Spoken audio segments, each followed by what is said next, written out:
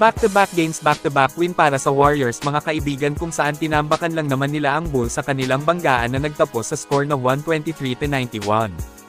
Maganda ang naging laro ng Warriors sa game na ito, ang lahat ay kumakayod ng husto sa opensa at depensa. Napakabalanse ng scoring ng team, lahat kumakana at lahat nag-contribute talaga. Ito yung maganda kasi hindi lang umaasa sa isa tumatrabaho na mabuti ang lahat. Nakakatuwa na panoorin ngayon ang Dubs, mukhang nagbalik na ang dating lakas nila. Well, isa sa kapansin-pansin ang ambag nitong si DeAnthony Melton, ito yung pangalawang game pa lang ni Melton ngayong season. Ramdam agad natin ang kaibahan sa lakas ng Warriors sa pagbabalik niya, na bagaman playing off the bench pa lang siya ngayon dahil nanggaling nga rin sa injury, hindi pwedeng biglain baka magkaroon ng problema.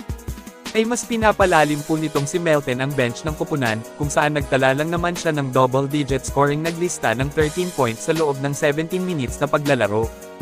Ibig sabihin solid talaga ang kanyang ibinibigay na ambag sa grupo. Ito, tingnan nyo ang play na ito mga kaibigan, naiwan siya dahil sa magandang screen ni Nikola Vucevic. Pero tingnan nyo kung gaano siya kautak maglaro, ang ganda ng pagkaka-box out niya dito.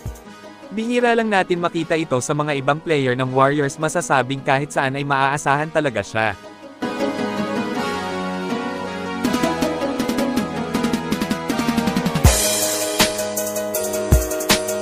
Dito naman tingnan nyo ang depensa ni Melton, magaling talaga siya dumipensa, kaya isa ito sa dahilan kung bakit kinuha siya ulit ng GSW.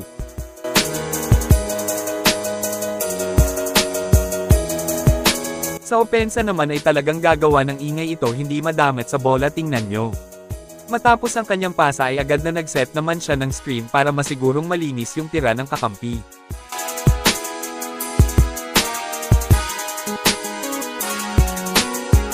Exciting talaga ang Golden State ngayong season kasi kapag kumpleto sila ay sa tingin ko kaya po nilang talunin ang anumang team sa liga. Magbabalik laro na si Stephen Curry sa sunod nilang game versus Wolves. Kabang-abang dahil inaasahang makukumpleto na ang team sa paparating nilang mga laban.